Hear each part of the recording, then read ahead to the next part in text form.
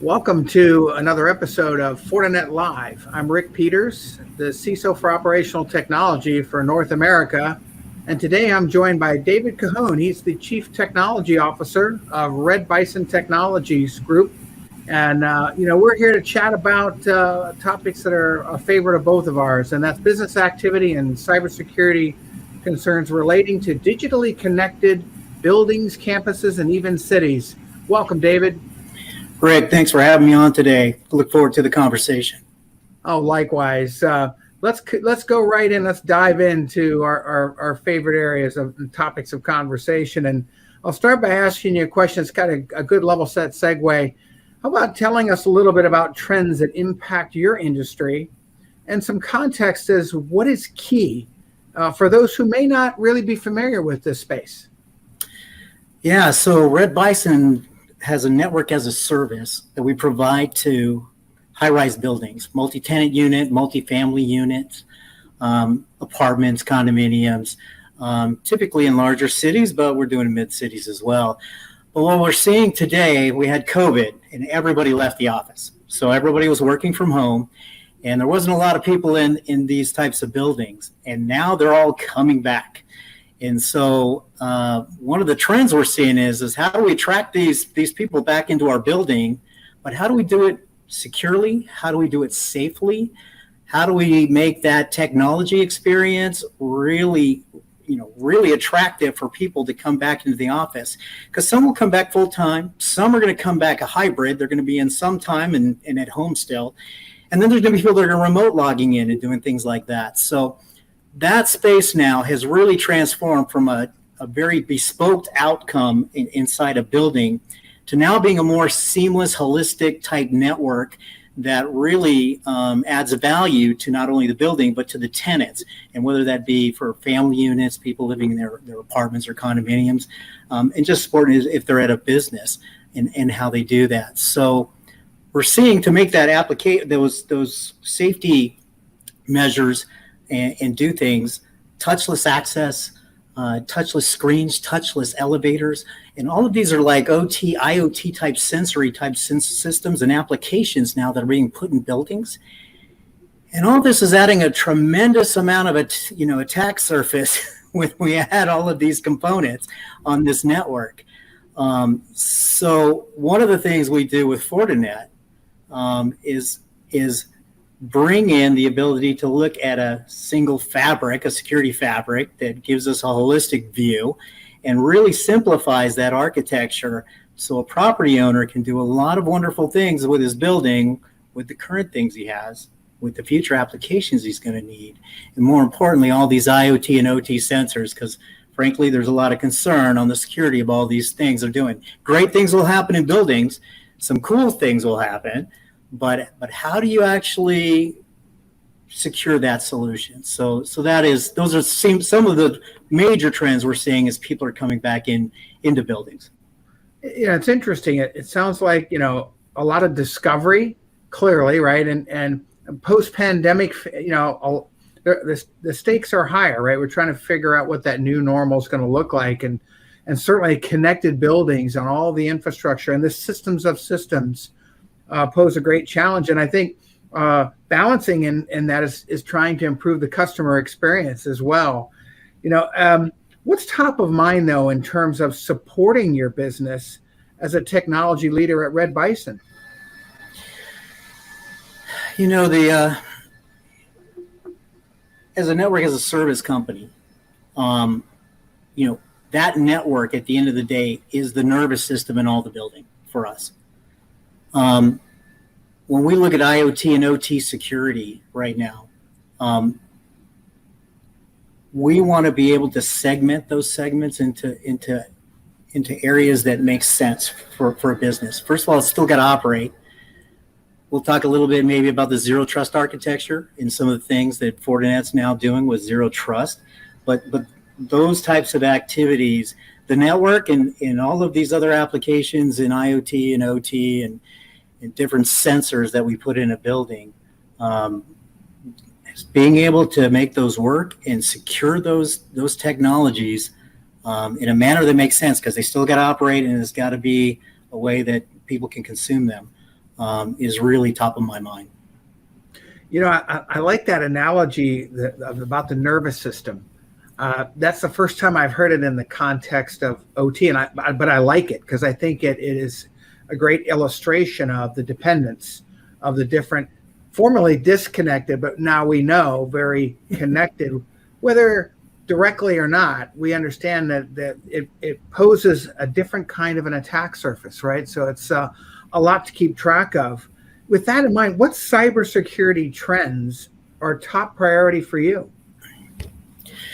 When we talk about a building and some things that have happened to buildings, let me talk a little bit about some of the attacks that have happened against buildings. They've gone and attacked elevators so they don't work. So now not being able to use your elevator, you now can't get to your office, you can't get to your apartment. That's a huge outage for a property owner. People don't want to have that in their building. So activists and bad actors and people like that are doing that. They're attacking these elevators and making them not work in an expected manner. They're turning on even a more destructive way. They're turning on the fire systems, fire alarm systems, breaking into those and turning water on. And so now you have this huge multi-million-dollar restoration happening in a building because somebody with their IoT or OTs got access into those systems and did that. Same thing with shutting down heating and temperature and cooling. You don't want the AC not working in summer, and you definitely want the heat working on in winter. But these are the kind of attacks we see in buildings nowadays. And being able to separate, segment, and secure those is top of mind for everybody. They want, as a property owner or property management team, that maintaining leases and maintaining those customers or tenants inside their building is their their highest priority. And making sure that the building operates in an expected manner is really key. So having the ability to take a look at every one of those platforms connected through that nervous system, segment them, put controls around them, and then be able to get feedback from them from analytics, that is huge for us as the network providers. And more importantly, those property owners are seeing that, that those attacks today are not diminishing. They're gaining today. So that is a huge thing for us.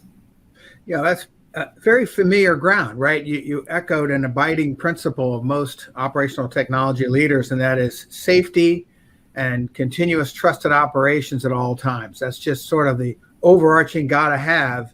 And now we're thinking about it from the standpoint of building that trust with property owners and the tenants, right? So it's sort of top to bottom, making sure that we are delivering the kind of assurance that they can trust those systems. And I love the ones you named because that's just all the stuff you would expect to work. Let's pivot for a second and talk a little more specifically about the proliferation of edges and devices and data. How does that affect your overall cyber strategy? Yeah. Data is growing at exponential numbers today. The more devices we put out there, I don't know what the latest one, 20 billion, 30, 40, I don't know. It's billions of devices that are increasing every year. And so they all create data. That data goes somewhere. And so your HVAC, your AC systems, your heating systems, your cooling systems, your lighting systems, your EV systems, electronic vehicle systems, all of those things are all creating data all day long. And they're in all of these buildings. Every part of those have data. Forget the IT. We haven't even mentioned anything about IT inside a building. Let's just talk about the sensors. But all of that data is moving around. And so securing that edge is huge. We put FortiGates inside our buildings for a really good reason.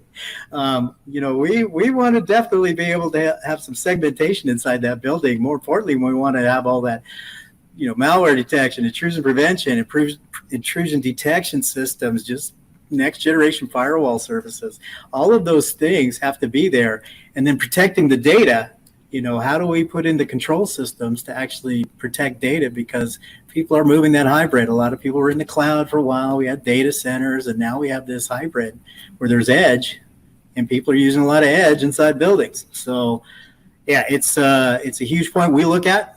we definitely want it to be secure, and there are definitely ways of doing that better in a building today than previously has been done. Yeah, I'm pleased to hear you amplify this focus on data, right? It's clearly the commodity of interest from a number of parties, right? Obviously, the property owner and the tenants who have expectations of performance and intelligence and information that improves their experience, whether it's a residence or commercial property, and likewise the growth and the dependence, right, on the infrastructure continues to just expand. I think the last time I looked, just for operational technology alone, we knew we would exceed over 4 billion devices in the next 2 to 3 years. So that growth's not going anywhere but up, and I'm glad to hear that you're really focused on that, because I think we forget that it is about protecting the intelligence, the information, the data, whether it's at rest or in transit. It's a 24/7 continuous trust assessment job. Hey, let's talk about the threat landscape a little more. How does the shifting threat landscape today impact your cyber strategy?